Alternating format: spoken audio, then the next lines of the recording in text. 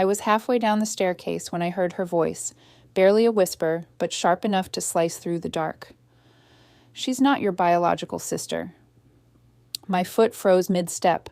The air shifted, heavy, as if the whole house had swallowed its breath. I leaned closer, gripping the wooden banister so hard my knuckles turned white. My mother's voice quivered, low and trembling, as though she'd said something forbidden, something she wished could be taken back. I didn't breathe. I didn't move. I just stood there, heart hammering against my ribs, waiting for her to correct herself, to laugh, to explain. But she didn't. The silence that followed was worse than the words, and in that silence, my world cracked. The morning after her whisper, the world looked painfully ordinary. Sunlight draped itself lazily across the kitchen floor, painting golden stripes over the worn tiles. The smell of burnt toast lingered in the air. My sister, Emily, had always been impatient with the toaster. She sat across from me at the breakfast table, humming under her breath, tapping her spoon against the rim of her cereal bowl, like she'd done 1,000 times since childhood. And yet every sound felt strange, every glance, every movement, tinged with suspicion I couldn't name aloud. She wasn't my biological sister. The words replayed in my head, echoing, drilling holes into the fragile picture of family I'd clung to for years. I watched Emily's face, searching for clues. Her hair, the same chestnut brown as mine. Her eyes, that green that always drew compliments from relatives. Her laugh, it had always felt like home, but suddenly I couldn't trust any of it. "Are you okay?" Emily asked, her voice soft, noticing the way I stared at her too long. She smiled, but behind the smile there was a flicker of worry. "Didn't sleep much," I muttered, reaching for my coffee, pretending to care about the steam curling from the mug. My hands trembled slightly. She shrugged and went back to her humming. It was such a normal scene, so painfully normal, that dread curled deeper inside me. My mother's words weren't something I could unhear. They had lodged themselves like glass under my skin. All day I went through the motions, brushing my teeth, getting dressed, driving to work, but everything around me looked different, like the colors had been drained from the world. At the school where I taught literature, students raised their hands, asked questions about symbolism and tragic flaws, but my answers came out hollow. I caught myself staring at a girl with freckles and red hair in the third row, wondering if she'd ever overheard something about her family she wasn't meant to know. That night, at dinner, Mom acted like nothing had happened. She served pasta, laughed at Emily's story about a coworker, and didn't once look at me long enough for her eyes to betray her. But I noticed the way her hand shook slightly when she lifted her wine glass. I noticed how she avoided direct questions, deflecting with humor. I wanted to ask her.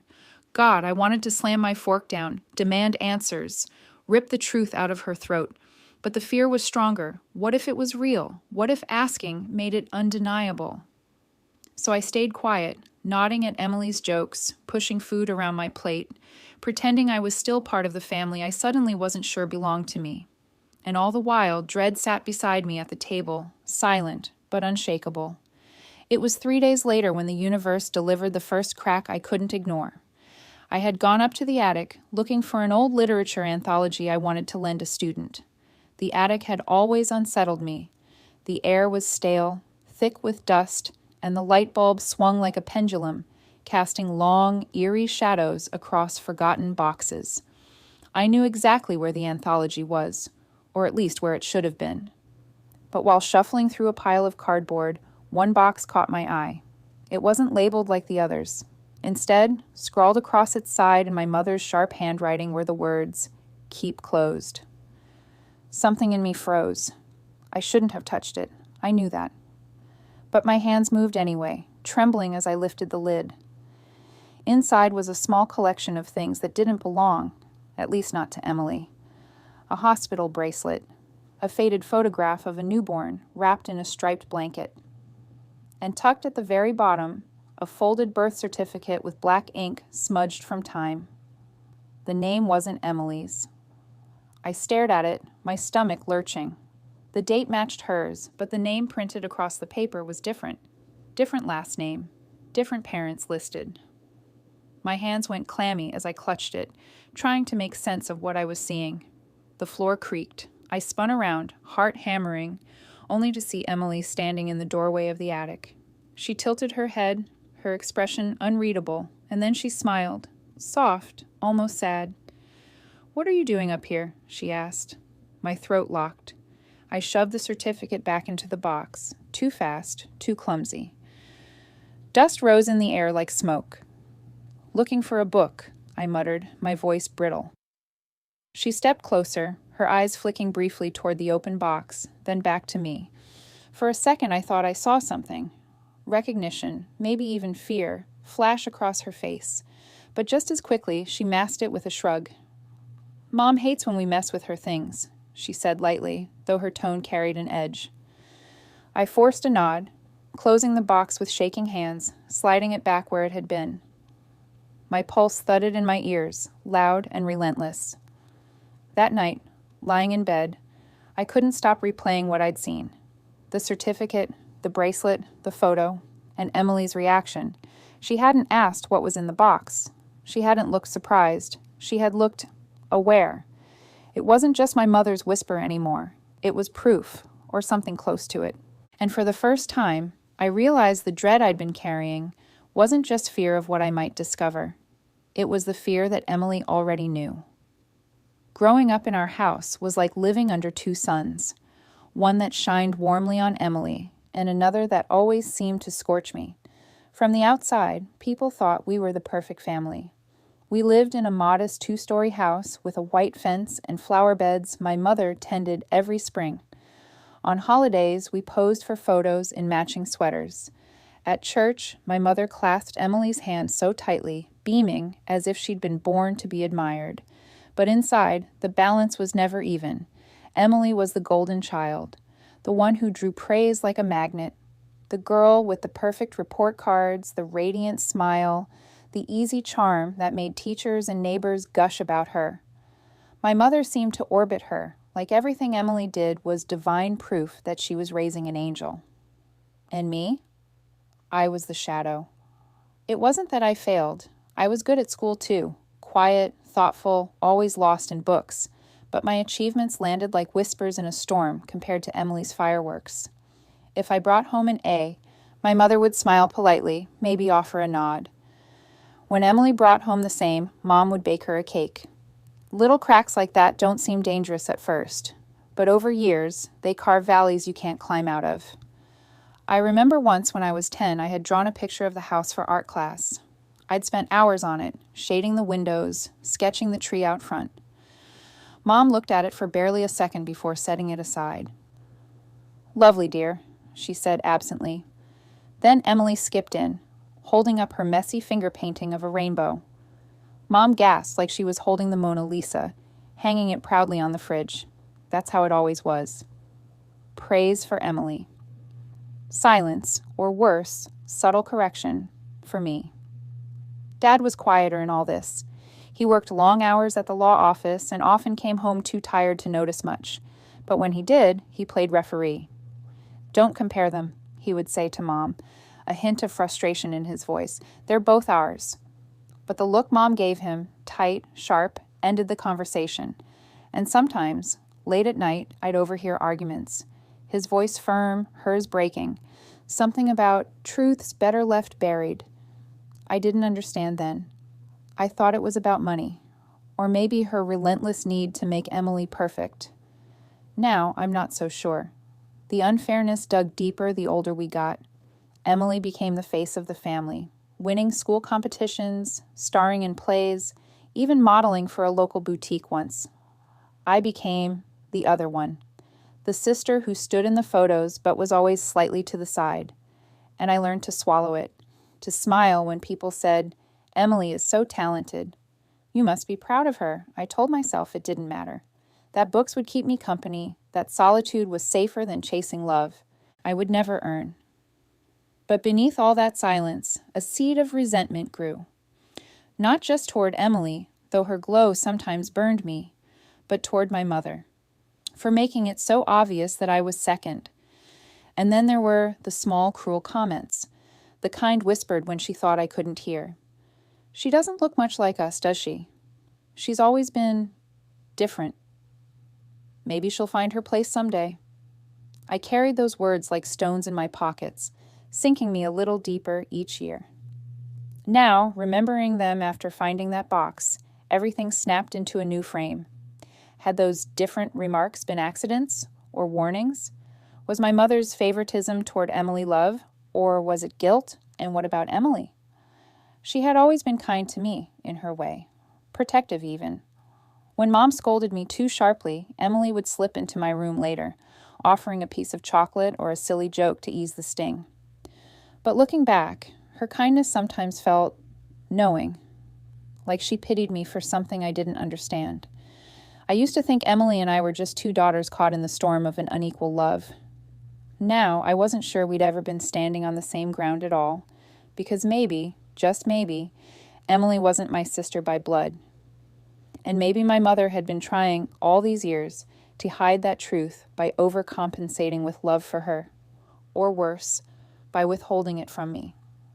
The attic box had been the first splinter, but once splinters wedge into skin, you can't stop pressing on them, can't resist the urge to dig deeper even when it hurts. For days, I carried the secret like a shard of glass in my chest. I watched my mother more closely, studied Emily with an unease that felt like betrayal. Every smile, every word now seemed laced with hidden meanings. The real turn came one evening when I was helping Mom clear the dining room cabinet. It was a tedious ritual, polishing old silverware, folding linens we never used. She moved with her usual precision, stacking napkins, when a yellowed envelope slipped from between the folds of a tablecloth. She didn't notice. I did. The envelope was brittle, addressed in faded ink not to Mom or Dad, but to a name I didn't recognize, Margaret Hollis. I slipped it into my pocket when her back was turned. Later in my room, I tore it open with shaking fingers. Inside was a letter, handwritten, the ink slightly blurred as though someone had cried over it. I can't raise her. Not like this. Please, if you love her, if you love me, keep her safe. Don't ever tell her the truth. She deserves better than what I can give. Don't let her know she came from me. It was unsigned, but at the bottom was a date, the same year Emily was born. My pulse roared in my ears. This wasn't about me. This was about her. Emily wasn't my mother's biological daughter. She had been given away, taken in, hidden under a false name. And suddenly my mother's obsessive love made sense. The favoritism, the overprotection. Emily wasn't just the golden child. She was the secret child, the one Mom had been desperate to hold on to prove worthy of keeping. But that realization came with a darker twist. If Emily wasn't hers by blood, then whose was she? I stared at the letter until the words blurred. Margaret Hollis.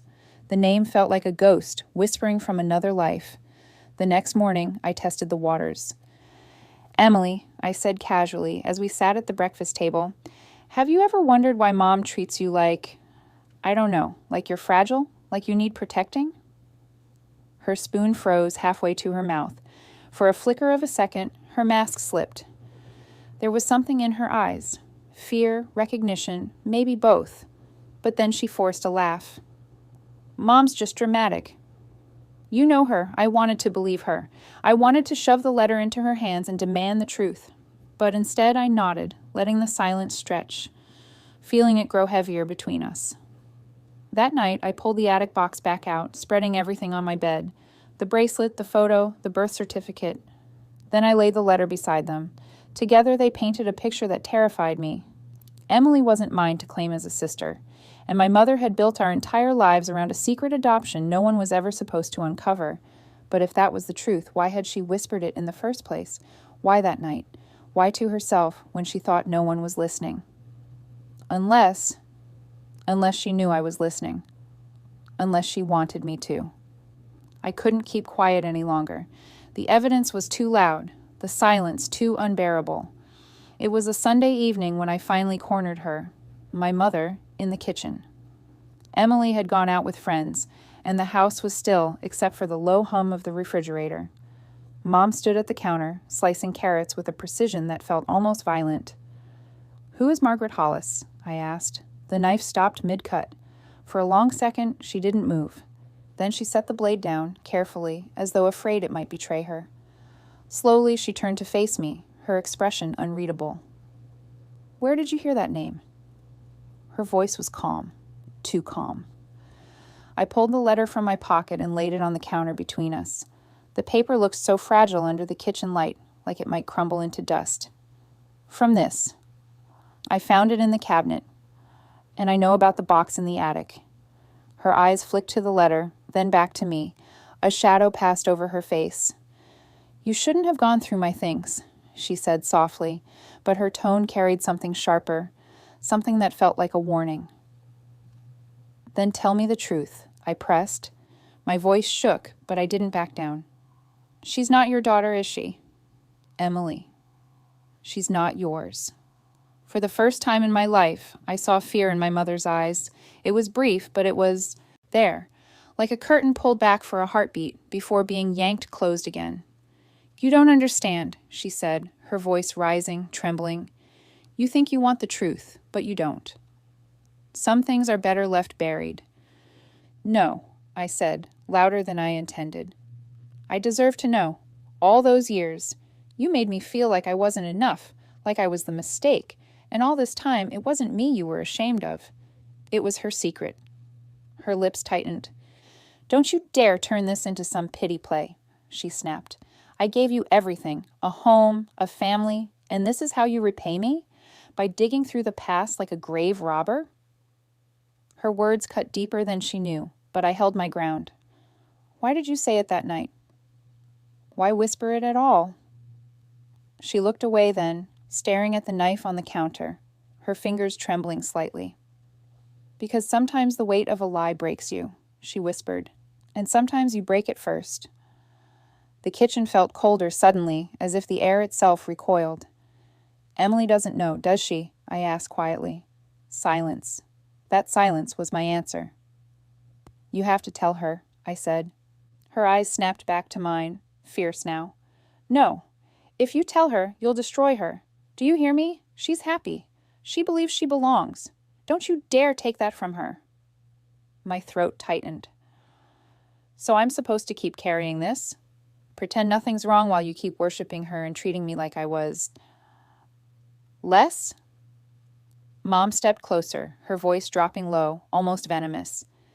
"If you love your sister, you'll stay silent. If you love this family, you'll let it die with me." Her words hung heavy in the room, binding me like chains. And in that moment, I realized this wasn't just about the truth anymore. It was about whether I had the strength to break the silence or let it consume us all. I didn't sleep that night. Her words replayed in my mind, circling like vultures. If you love your sister, you'll stay silent.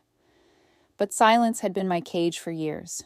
And now, with the letter still burning in my pocket and the image of Emily's easy, unknowing smile carved into my memory, silence felt like betrayal. The next evening, Emily and I sat in the living room. The TV flickered with some sitcom laugh track, but I couldn't hear it. I could only hear my heartbeat pounding like a drum as I studied her face, the sister who wasn't really mine. "Em," I said, cutting into the artificial laughter, "I need to talk to you." She muted the TV, eyes curious. "What's wrong?" I swallowed hard. The words lodged in my throat, thick and jagged. But then I saw the faint scar above her eyebrow, the one from when she was 6, and I pushed her too high on the swing, and she fell. I remembered how I had cried harder than she did that day, convinced I had ruined her forever. That memory cracked me open. You're not Mom's daughter," I whispered. Her whole body stilled. I laid the letter in her lap, along with the bracelet and photo. She stared at them, her face pale, her lips trembling. For a long moment, she didn't speak. Then she lifted her eyes to mine, wide, wounded. "Where did you find this?" she whispered. "In the attic, and in Mom's cabinet." I confronted her. She said you can't know." Tears welled in her eyes, spilling silently down her cheeks.